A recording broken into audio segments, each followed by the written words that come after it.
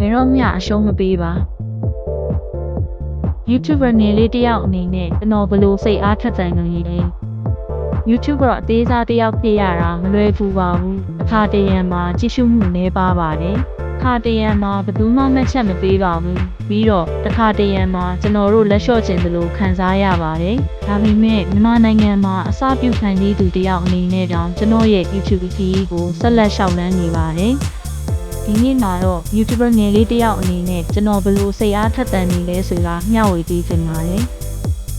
အပိုင်းတဲ့ကျွန်တော်ဤရည်ရွယ်ချက်ကိုမှတ်မိခြင်းကျွန်တော် YouTube ကိုစတင်ခဲ့တော့ကငွေကြေးအတွက်ဒါမှမဟုတ်ကြော်ကြားမှုအတွက်စတင်ခဲ့တာမဟုတ်ပါဘူးကျမကအသစ်တစ်ခုခုကိုသင်ယူခြင်းလို့ကျမရဲ့ကျွမ်းကျင်မှုတွေကိုတိုးတက်အောင်ပြီးတော့ကျမရဲ့အတွေ့အကြုံတွေကိုတခြားသူတွေနဲ့မျှဝေခြင်းလို့စတင်ခဲ့တာပါမောပန်းတဲ့အခါဒါမှမဟုတ်သိတဲ့ကြတဲ့အခါတိုင်းငါဘာကြောင့်စတင်ခဲ့တာလဲဆိုတာကိုပြန်သတိရတယ်။အဲ့ဒီရိုးရှင်းတဲ့အကြောင်းပြချက်ကကျွန်တော်ကိုစွမ်းရည်လေးပြန်ပေးတယ်။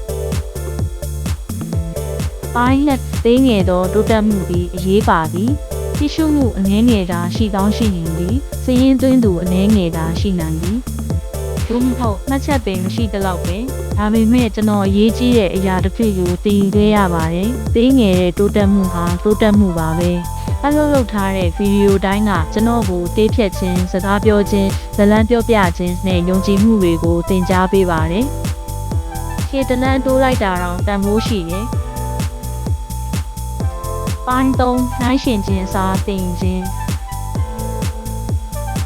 တစ်ခါတရံမှာကို YouTuber ကြီးတွေနဲ့နိုင်ရှင်ဖို့လွယ်ပါတယ်။ဒါပေမဲ့မနာလိုဖြစ်မဲ့အစားသူတို့စီကနေတင်ယူဖို့ကြိုးစားပါတယ်။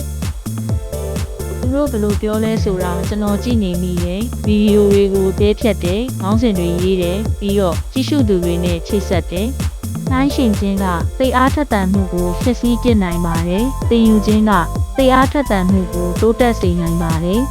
။အပိုင်းဟေးခရီးကိုပျော်ရွှင်စွာဖြတ်တန်းခြင်း